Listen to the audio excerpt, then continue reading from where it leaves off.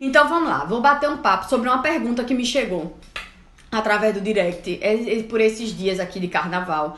Uma pessoa me perguntando sobre nicho. E nicho, minha gente, eu sei que é um dos gargalos fortes de vocês. O ter ou não ter nicho, eis a questão, né? E aí a pessoa me perguntou exatamente isso. Dani, ó, adoro projeto de interiores e projeto de arquitetura residencial. Isso é um nicho? É um nicho, tá? Você trabalha de ponta a ponta com a parte de arquitetura residencial. Tá ótimo, é o nicho que você trabalha. As meninas da A3 Arquitetura lá de Curitiba, elas trabalham exatamente com esse nicho. Elas fazem tanto a parte de construção, de projeto de casas, como elas também fazem toda a parte de interiores, casa, apartamento, enfim. As meninas da Articom, a mesma coisa, elas trabalham o projeto de ponta a ponta, tá? Elas trabalham o projeto de ponta a ponta. Da obra, elas fazem projeto, executam a obra e ainda fazem a parte de interiores. E olha, que eu já falei delas, acho que eu tô falando delas quase todo dia. Elas trabalham numa cidade que é desse tamanho, chamada Palmital. Já fizeram 82, ou foram 90, de 13 mil habitantes. 13 mil habitantes. É uma cidade super pequenininha. Tem um escritório de arquitetura e de engenharia que já fez 100 casas na região. Vejam só, minha gente. É a prova de que você criar um nicho e desenvolver esse nicho faz muito bem à saúde financeira do escritório, tá?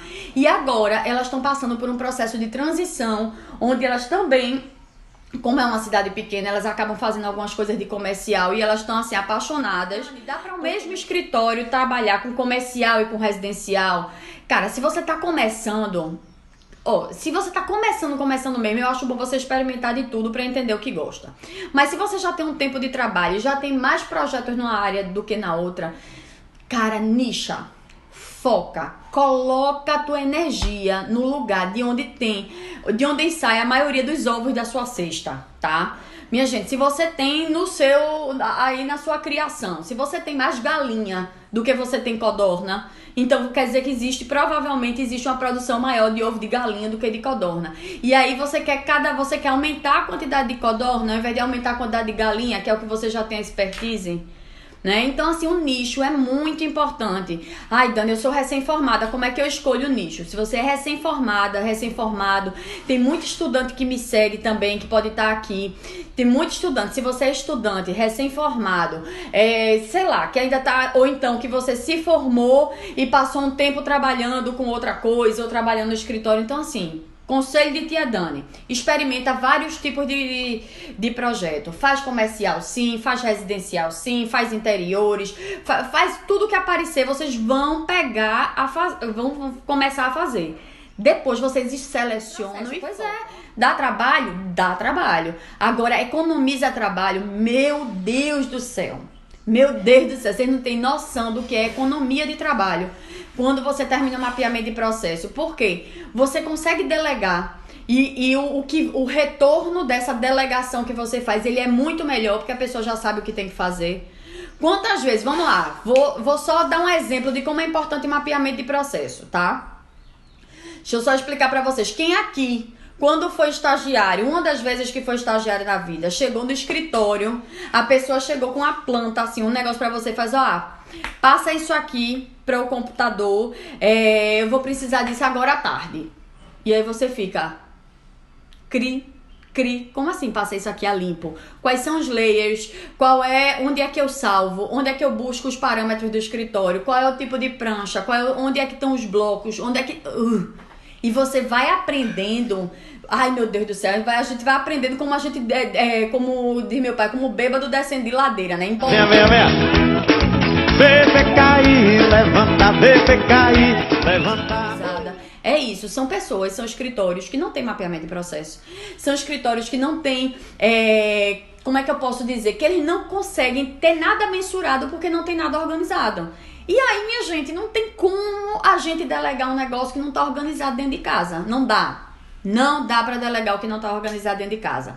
E, não tenha raiva do seu chefinho, da sua chefinha, que acabaram fazendo isso com vocês. Porque, primeiro, é a grande oportunidade, estágio é a grande oportunidade que a gente tem de aprender. Segundo, provavelmente essas pessoas nunca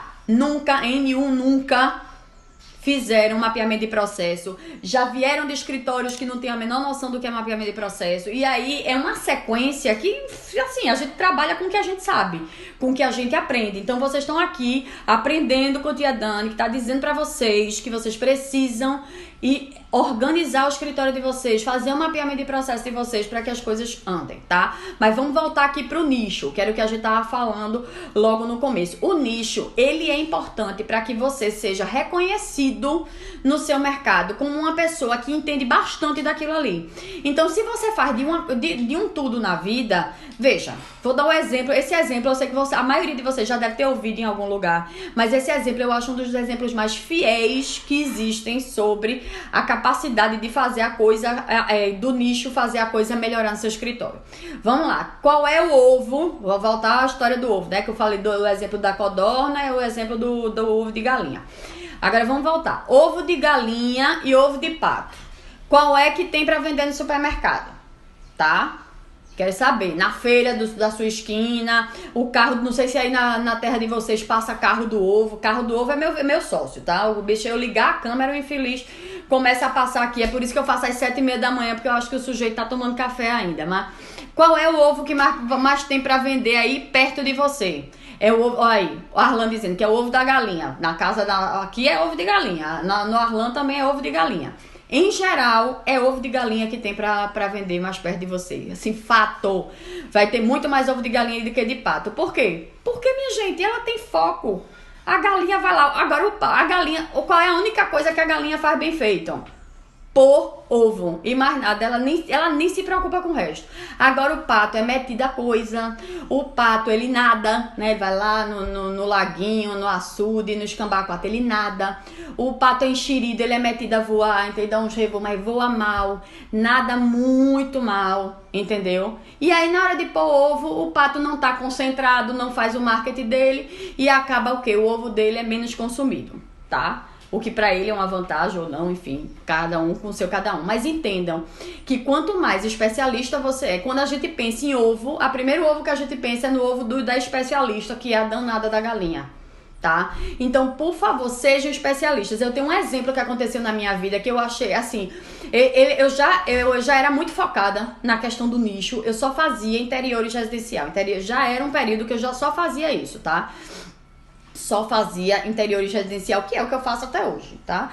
E eu tinha um cliente que é empresário, ele é dono de escola, ele tem vários, é um dos poucos clientes que eu tenho que não é médico, tá? E foi um cliente que eu captei na Casa Cor. Veja só como funciona participar de alguns tipos de feira, de mostra, quando o seu cliente tá lá, o perfil do cliente tá lá.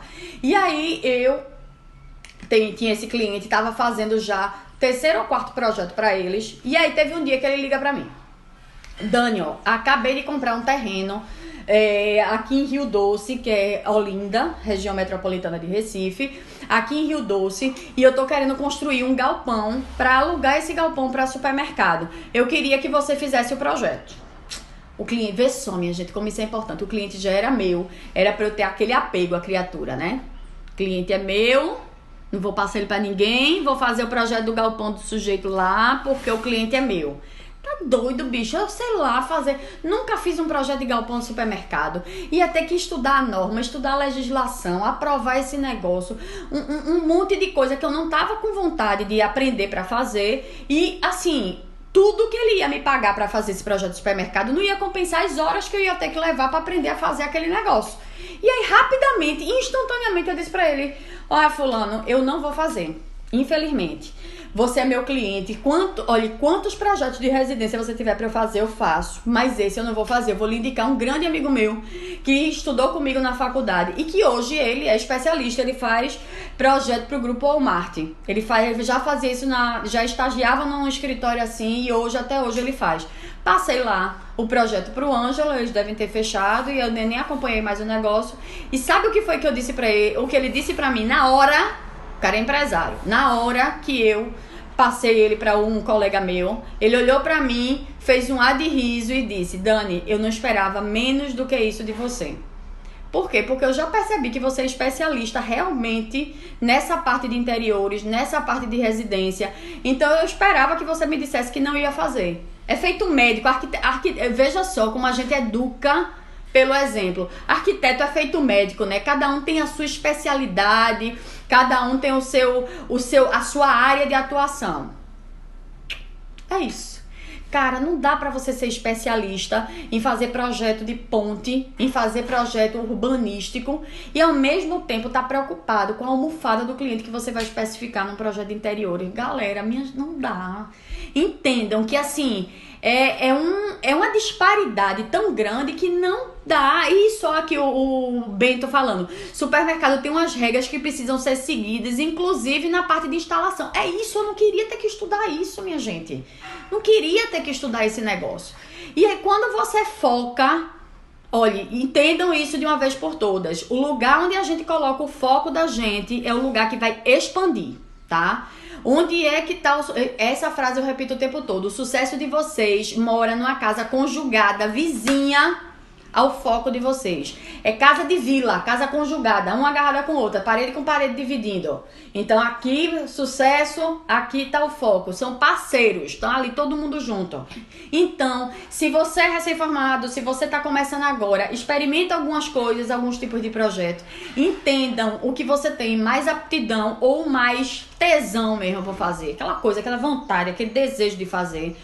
Foca nesse negócio, vai se especializar, vai estudar, vai fazer vários projetos durante muito tempo, que o que faz a gente ficar bom num determinado tipo de projeto é a repetição.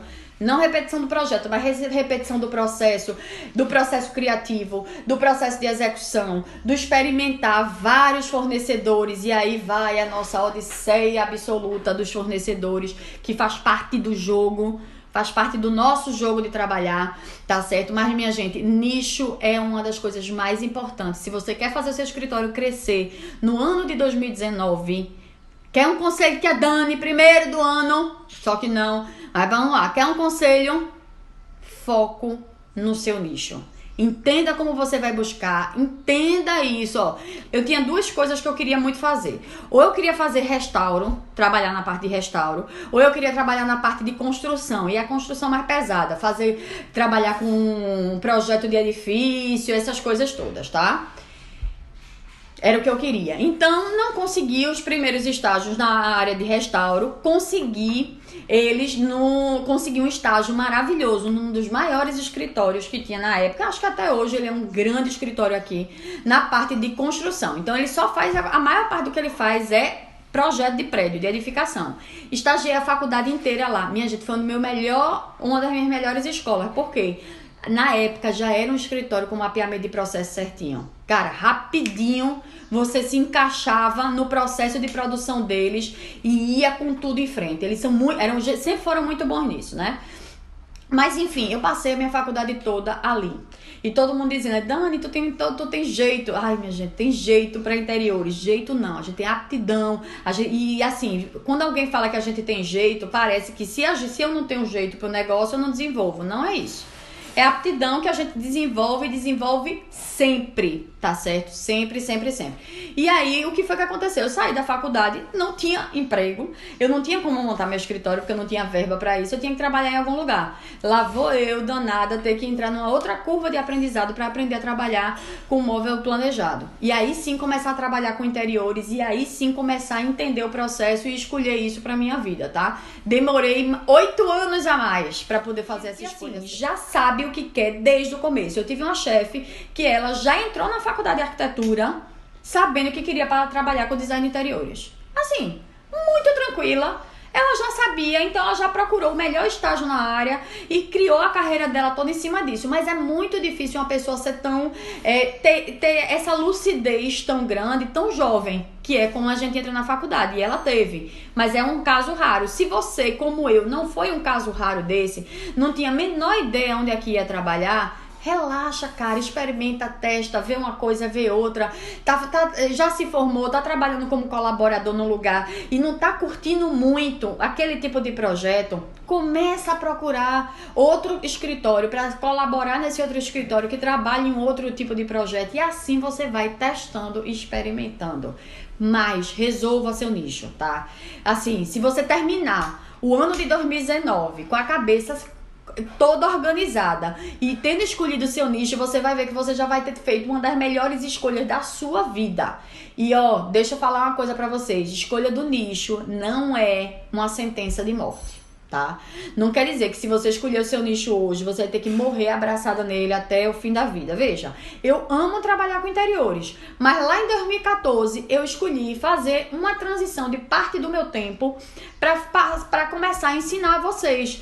Por quê? Porque eu já vinha estudando isso, eu já vinha pondo em prática isso, tá? Então, desde o 6º período da faculdade, que eu sou um ratinho do Sebrae, fiz N treinamentos no Sebrae, inclusive atrasei a minha formatura por conta disso, fiz N treinamentos lá no Sebrae, vivia pesquisando, entendendo tudo isso. Quando eu montei meu escritório, apliquei o que eu sabia, o que eu fui aprendendo, ajustei para montar uma metodologia, que foi quando eu consegui fazer essa transição que eu vim ensinar para vocês. Hoje eu tenho escritório e tenho o Instituto de Talentos, que é onde eu distribuo Venda Seu Projeto, é onde eu distribuo Desenvolva Seu Talento, que é a imersão, é onde eu tenho o Clube de Talentos, que é a mentoria. Mas eu tenho meu escritório que funciona com poucos projetos, é um estúdiozinho que funciona com poucos projetos, poucos clientes por ano, porque eu gosto, né?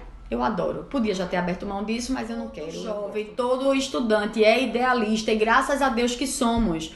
Porque é isso que constrói as grandes mudanças da sociedade. Só que numa faculdade de arquitetura, numa faculdade de medicina, numa faculdade de engenharia, numa faculdade de qualquer coisa, é impossível você sair com a sua formação completa. Você tem que procurar atrás. A minha formação aumentou porque eu fui pro Sebrae, eu fiz treinamento.